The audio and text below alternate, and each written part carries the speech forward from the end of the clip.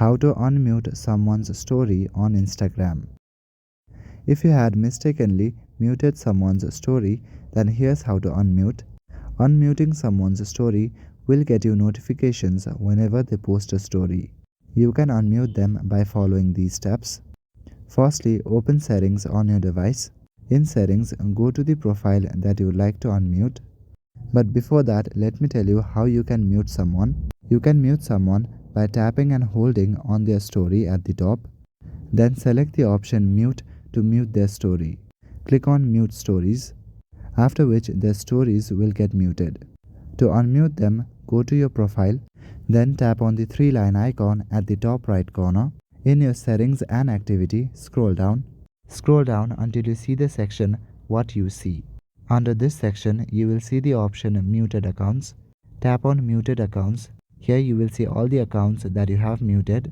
Now click on Unmute and select the category that you would like to unmute. Turn off the option and they will get unmuted. And just like that, you will be able to unmute anyone on Instagram. So that is it for this video. I will see you in the next one. Thank you.